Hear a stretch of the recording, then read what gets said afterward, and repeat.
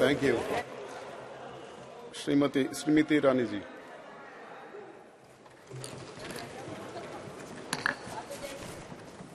अध्यक्ष महोदय, आज इस सभागार में मां भारती का नमन कर मेरे संसदीय क्षेत्र के हर एक नागरिक का आभार व्यक्त कर मैं भारत के नव भारत के निर्माण की सृजन की सबसे सशक्त नींव नारी शक्ति वंदन अधिनियम को इस सदन में सर्वप्रथम प्रणाम करती हूं और विशेषतः देश के प्रधान सेवक का वंदन एवं अभिनंदन करती हूं। कल की तारीख जब ये अधिनियम आदरणीय कानून मंत्री ने राष्ट्र के सम्मुख प्रस्तुत किया, न सिर्फ इसलिए ऐतिहासिक थी क्योंकि इस नए भवन में नए संकल्पों के साथ हम सबने प्रवेश किया, साथ ही एक पुनीत समय गणेशोत्सव के पुण्य अवसर पर हमने नए भवन में प्रवेश कर विघ्नहर्ता को प्रणाम किया। लेकिन अगर विघ्नहर्ता के सृजन की, आराधना की मूल भावना को देखें तो गणेश जी का स्वरूप अपने आप में अपनी मां के हाथों से सृजित है और मां के प्रण ने, मां की तपस्या ने गणपति जी में प्राण दिए, यह उसका सबसे बड़ा प्रतीक है। हमारी सभ्यता में यह भी मान्यता है कि नव भवन में जब प्रवेश होता है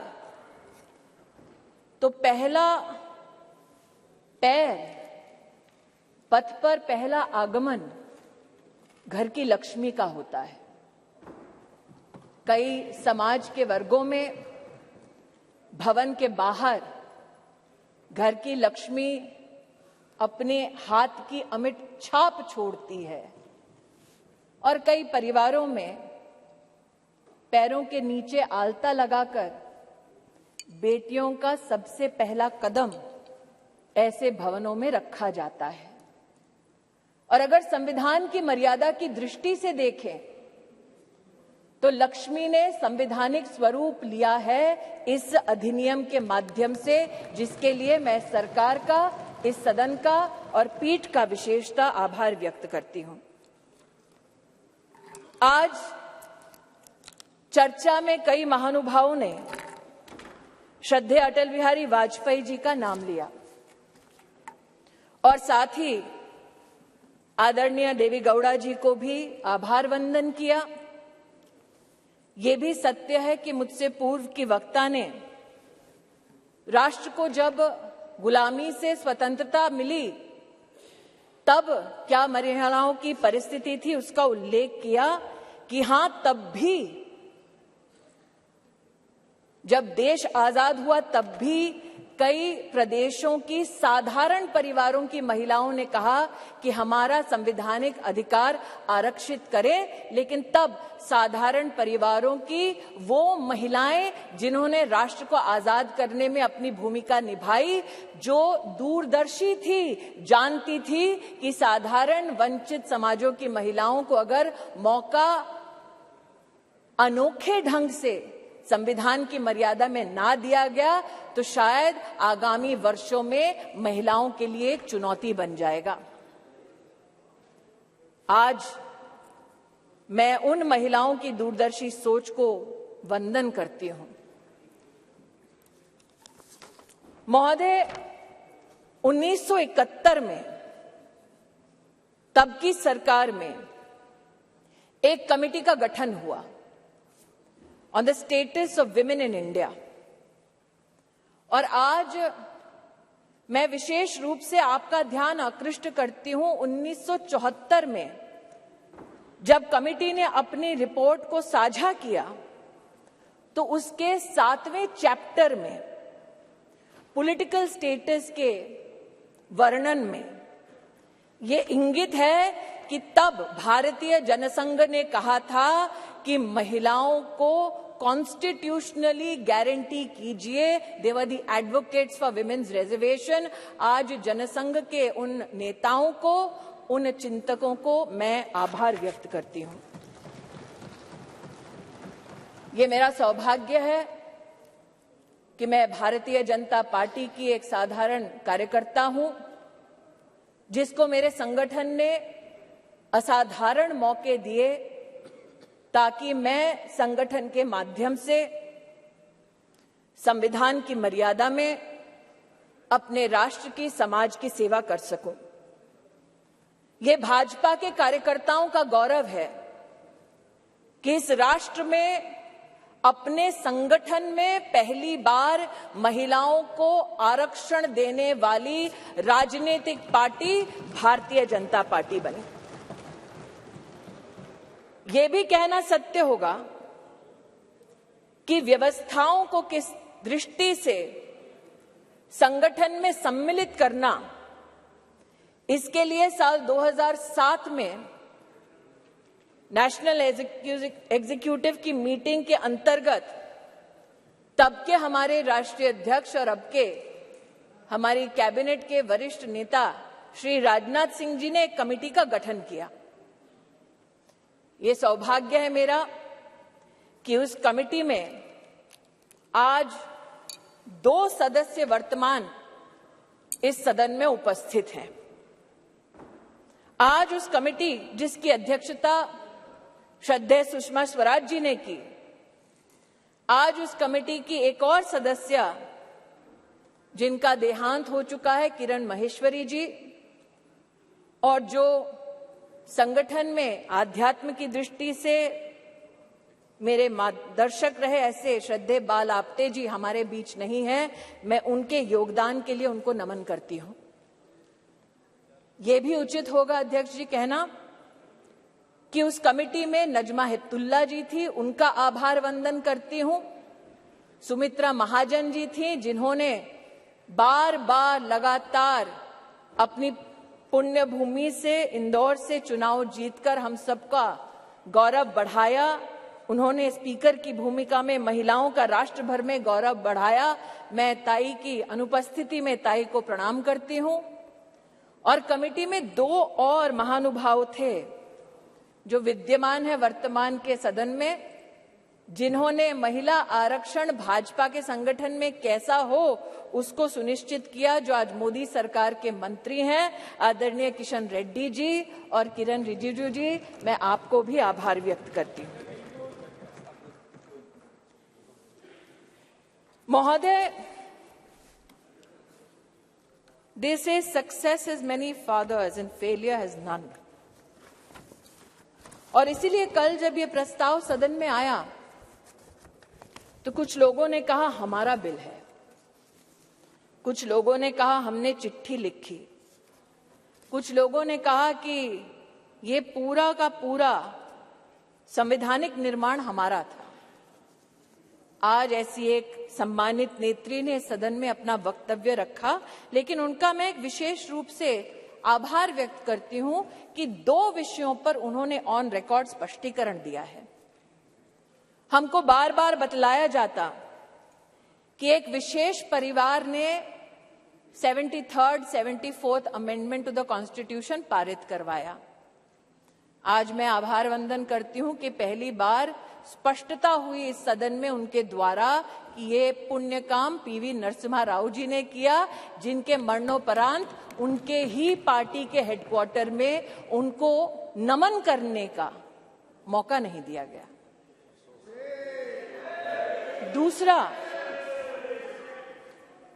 ये कथन कि अभी क्यों नहीं और ये वक्त हमारा बिल है तो अभी करिए।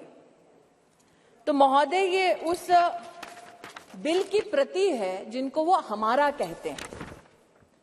उसमें अगर आप दूसरे पृष्ठ पे 2B और 3B पढ़ें, और ये वो है जो कांग्रेस पार्टी कहती है यूपीए की सरकार में राज्यसभा में पारित हुआ और फिर लोकसभा में प्रस्तुत हुआ।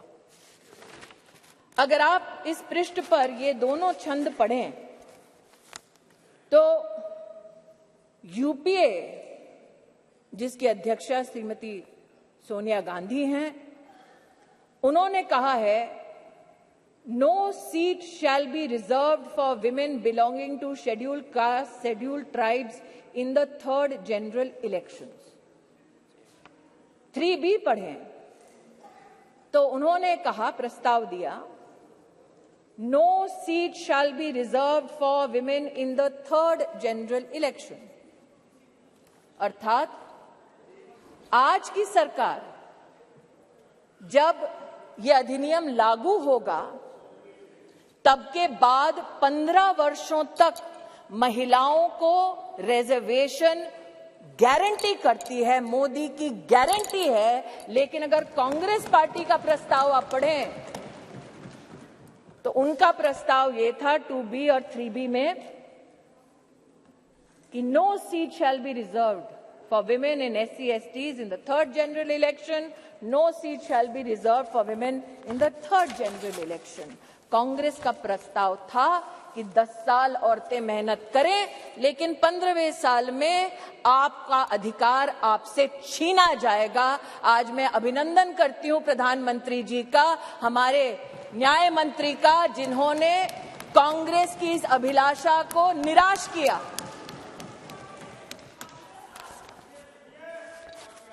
फिर इनका ये वक्तव्य कि आप अभी क्यों नहीं कराते। महोदय, हम जानते हैं कि संविधान को छिन्न भिन्न करना ये कांग्रेस की पुरानी आदत है, लेकिन आज अगर आप इसी गरिमामय संविधान के अनुच्छेद 82 को पढ़ें, 82, ये किताब नहीं है संविधान का मेरे हाथों में, तो आपके लिए किताब होगी, हमारे लिए पूजनीय है, संविधान है ये।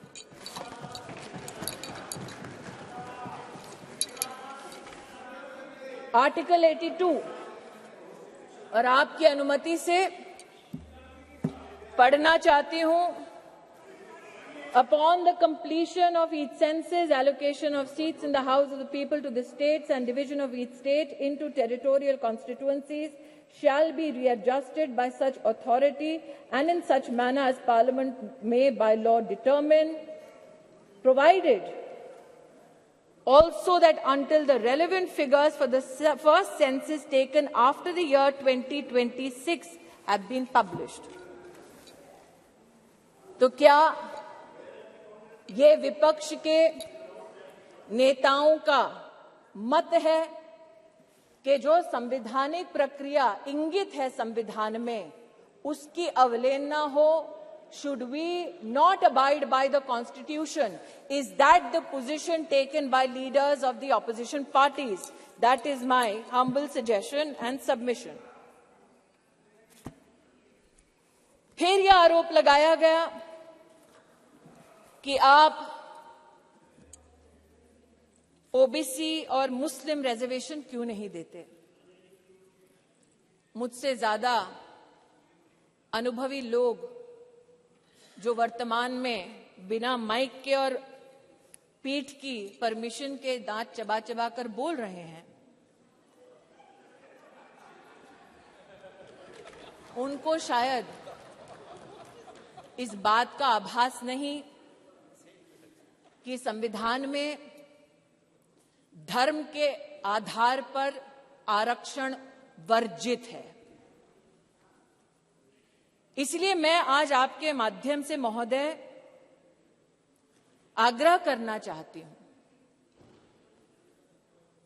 कि ये भारत वो भारत है जहां पर आज लोगों के पास व्यवस्थाएं डिजिटली भी पहुंची हैं, और इसीलिए हमारे देश के नागरिक जिस प्रकार से विपक्ष भ्रमित करने का प्रयास कर रहा है, उस भ्रम में ना फंसे, इसलिए तथ्यों का रिकॉर्ड पर आना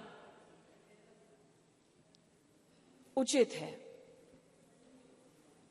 जो आज इस सभागार में बिना पीठ की अनुमति के आते ही एक शब्द का उच्चारण कर रहे हैं, इनकी राजनीतिक पृष्ठभूमि देखी जाए तो महिला के साथ विधानसभा में क्या आचरण करने का इनका इतिहास है।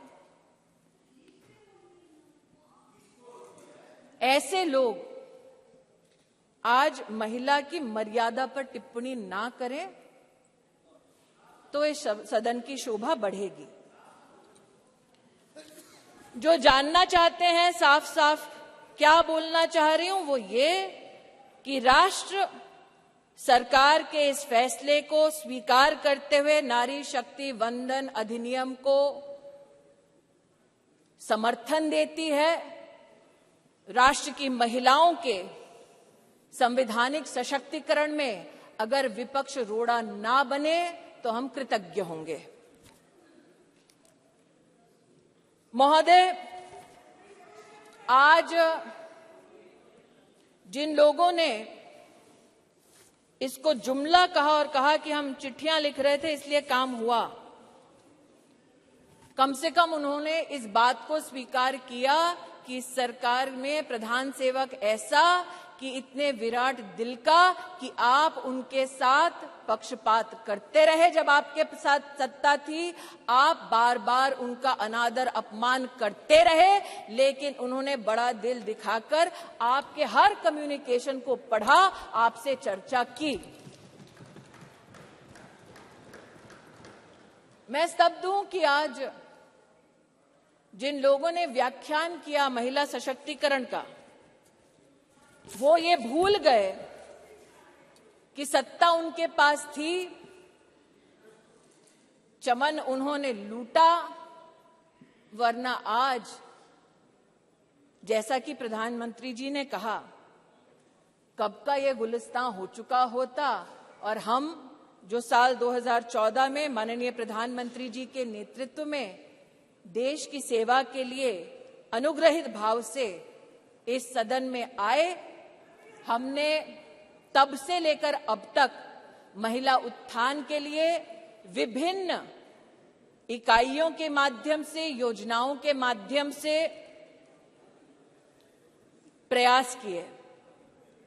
इस सदन में महिलाओं के लिए टॉयलेट्स बनाने की बात हुई, इस सदन में महिला को किस प्रकार से घर दिलवाया उसकी बात हुई, लेकिन महिला सशक्तिकरण माननीय प्रधानमंत्री जी के लिए एकमात्र टर्म से संबंधित, योजना से संबंधित संकल्प नहीं। जब से उन्हें भारतीय राजनीति में राष्ट्र की, प्रदेश की अपनी सेवा करने का मौका मिला, तब से उन्होंने कहा कि मातृशक्ति गवर्नेंस का केंद्र बिंदु होना चाहिए, क्योंकि इन्हीं महिलाओं के माध्यम से प्रदेश और देश विकसित हो पाएगा। उसके आपके सामने 2-3 उदाहरण रखना चाहती हूं। एक, साल 2006 में जब माननीय प्रधानमंत्री जी के पास प्रदेश में मुख्यमंत्री की जिम्मेदारी थी तो उन्होंने जेंडर इक्विटी की पॉलिसी बनाई, लेकिन मात्र पॉलिसी तक सीमित नहीं रहे, अपने 10 अलग अलग विभागों के माध्यम से उन्होंने जेंडर बजट को भी प्रस्तुत किया। और जो आज कह रहे हैं कि मुद्दे पे आओ, तो मुद्दे की बात ये कि जब उनकी सरकार थी तो जेंडर बजट की दृष्टिकोण से साल 2013-14 का आंकड़ा था 90,000 करोड़ और मोदी की सरकार में 23-24 का जेंडर बजट अगर आप देखें तो वो है 2,23,000 करोड़।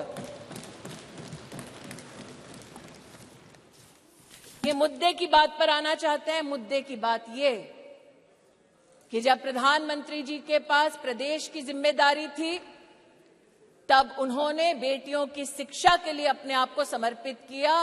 ड्रॉप आउट रेट 18% था। प्रधानमंत्री जी के मुख्यमंत्री के कार्यकाल में ड्रॉप आउट रेट 1% हुआ और आज प्रधानमंत्री की जब उनको जिम्मेदारी मिली है तो राष्ट्र के इतिहास में पहली बार राष्ट्रीय शिक्षा नीति में महिलाओं के लिए अलग से फंड का, जेंडर इंक्लूजन फंड का प्रावधान करने वाली सरकार नरेंद्र मोदी की सरकार है। ये कहते हैं मुद्दे पर आओ, तो मुद्दा ये कि जब प्रधानमंत्री जी के पास प्रदेश की जिम्मेदारी थी तो उन्होंने ई ममता एक कार्यक्रम शुरू किया ताकि गर्भवती माताएं, बच्चे उसके माध्यम से सरकारी व्यवस्था से उनका बेनिफिट ट्रैक हो सके, कौन वंचित है उस तक हम पहुंच सके। और आज नरेंद्र मोदी जब देश के प्रधानमंत्री हैं तो राष्ट्र के इतिहास में पहली बार पोषण ट्रैकर के माध्यम से देश के 7.5 करोड़ बच्चे और 2.5 करोड़ महिलाओं को पोषण अभियान के माध्यम से डिजिटली सेवा पहुंचाई जाती है। ये कहते हैं मुद्दे की बात पर आओ, तो मुद्दा ये कि जब प्रधानमंत्री जी के पास प्रदेश की जिम्मेदारी थी तो उन्होंने मां वात्सल्य योजना की शुरुआत की, जहां महिलाओं को लगभग 1.5 लाख रुपए के माध्यम से जिनकी एनुअल इनकम थी उनको 4 लाख से ज्यादा की मेडिकल ट्रीटमेंट सरकारी व्यवस्थाओं में देने का काम नरेंद्र मोदी जी ने किया। और आज आयुष्मान भारत योजना के चलते 10 करोड़ गरीब परिवार, 10 करोड़ गरीब महिलाओं को सुविधा, 24,000 से ज्यादा अस्पतालों में, 1,60,000 से ज्यादा स्वास्थ्य केंद्रों में सेवा देने वाली सरकार मोदी की सरकार है, भाजपा की सरकार है। इसलिए जो कहते हैं कि महिला सशक्तिकरण मात्र आज एक चुनावी मुद्दा है, उनसे कहना चाहती हूं, नरता का आदर्श तपस्या के भीतर पलता है, देता वही प्रकाश आग में जो अभित जलता है। आपने नरेंद्र मोदी जी पर कई आक्षेप किए, राष्ट्र के नवनिर्माण में, चाहे वो मेक इन इंडिया हो, चाहे वो धारा 370 को हटाने की बात हो, हर विषय पर, जीएसटी पर भी न सिर्फ व्यवधान किया बल्कि व्यवधान के बाद जब इस सदन ने उन कानूनों को पारित किया तो आप एक्सटर्नल ऑर्गेनाइजेशंस के माध्यम से कोर्ट में चुनौती देते गए, कोर्ट में भी हारे, पीपल्स कोर्ट में भी हारे। इस बार लोग कहते हैं कि 27 साल नहीं, अगर आप जनसंघ की पृष्ठभूमि देखें तो 1974 से हम प्रमाणित कर सकते हैं कि हमारी आइडियोलॉजी ने, हमारे ऑर्गेनाइजेशन ने बार बार कहा कि आप संवैधानिक ढांचे की मर्यादा में महिला का आरक्षण गारंटी करें। मोदी आज इस अधिनियम के माध्यम से महिलाओं को जो वंचित है वो अधिकार गारंटी कर रही हैं और इसीलिए पूरे सदन से विनम्र आग्रह है कि एक साइंटिफिक पद्धति से संविधान का संरक्षण करते हुए जो प्रस्ताव सरकार लेकर आई है, वाकई में अगर आपकी रुचि महिला को पॉलिटिकली सशक्त करने की है तो आप इस अधिनियम का समर्थन करें। अंत में कुछ लोगों ने अपने वक्तव्यों में यह भी कहा कि आप रैंकिंग देख लीजिए। मैं उस पर एक स्पष्टीकरण देना चाहती हूं महोदय। अंतर्राष्ट्रीय रैंकिंग में वो महिला जो भारत की पंचायतों से जीत कर आती है, उस महिला का न सम्मान होता है न उसकी गणना होती है। अंतर्राष्ट्रीय रैंकिंग्स में वो महिला जो विधानसभा या विधान परिषद में चुनकर आती है, उस महिला की भी गणना नहीं होती, उसकी भी गिनती नहीं होती। अंतर्राष्ट्रीय रैंकिंग में जो महिला लोकसभा में, राज्यसभा में चुनकर आती है, उसकी भी गणना नहीं करते। वर्षों वर्ष से चला आ रहा था सिलसिला। मोदी सरकार ने इस विषय को अंतर्राष्ट्रीय पटल पर उठाया और लिखित में उनसे जवाब दिया कि हां, अब हम हिंदुस्तान की पंचायतों में जीतने वाली महिलाओं का सम्मान करेंगे, विधानसभा में जीतने वाली महिलाओं का सम्मान करेंगे, लोकसभा में जीतने वाली, राज्यसभा में हमारी जो महिलाएं सेवा दे रही है उनकी गिनती करेंगे। We have made women count and it is time for you to step up in the opposition and not mere reduce your words to paper, to speech, but speak with action and support Nari Shakti Vandan Adhiniyam. Dhanyawad. Thank you. Shri A. Arif ji. Arif ji. No, he's not there. Arif. A. Arif. Yeah. Sir, thank you, Speaker, sir. Sir. Arif ji. She's not the concerned minister.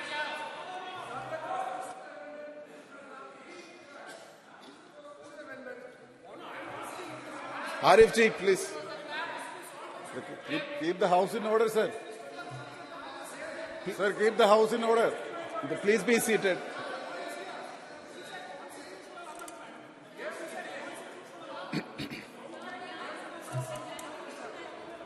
Yeah, Honorable Minister.